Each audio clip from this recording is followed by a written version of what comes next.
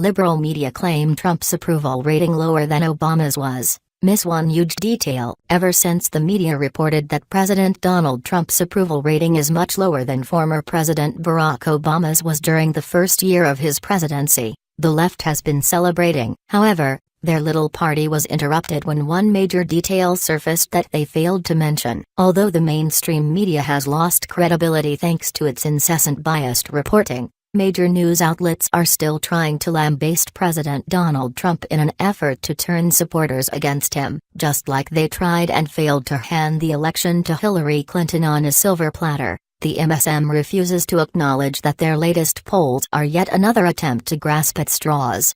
In a Rasmussen poll released on December 28, Trump was reported to have a 46% approval rating, which liberals immediately claimed was far lower than Obama's alleged approval rating at the same time during his first year in office. However, just as every other claim to come from the left-leaning media, not everything was as it seems. According to the Daily Caller, Obama was actually barely clinging on to a 47% approval rating and a 52% disapproval rating as of December 28, 2009, which is almost identical to Trump's current rating. Here's the real kicker. Not only did Obama's rating fall a whole percentage just one day after the poll, but he had actually continued plummeting from a whopping 67% while Trump's is actually improving with each passing day. In fact, Obama's approval rating dropped twice as much as Trump's did. On January 20, 2009, Obama was marked as having an incredibly high 67% approval rating and 32% disapproval. Likewise,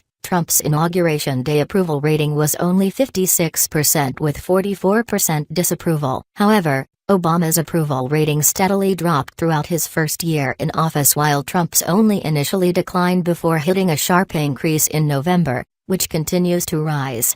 Expectedly, much of Trump's most recent increase in approval among voters could be attributed to the passage of his Republican-led tax reform bill, which offers taxpayers a massive tax cut, especially the middle class. Still, there's much more to these polls than meets the eye. Unlike Obama's mostly favorable mainstream media news coverage, Trump and his supporters have suffered media bias, according to a report from the Pew Research Center. A study shows that the Trump presidency has suffered 3 times as much negative coverage as Obama did in his first year in the White House. This would account for Trump's negative rating being twice that of both George W. Bush and Bill Clinton. The report confirms that early media coverage of Trump was 62% negative compared to just 20% negative reporting Obama received. Additionally, the mainstream media upped their attacks just 2 months into Trump's presidency, offering a paltry 5% of reports that could be described as positive.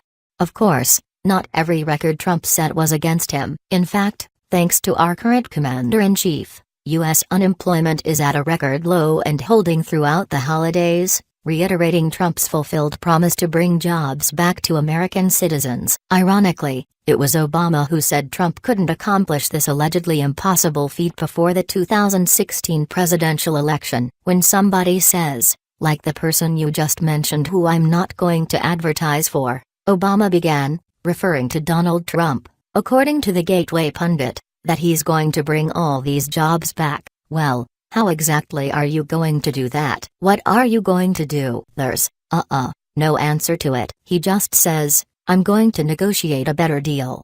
Well, how exactly are you going to negotiate that? What magic wand do you have? And usually, the answer is, he doesn't have an answer.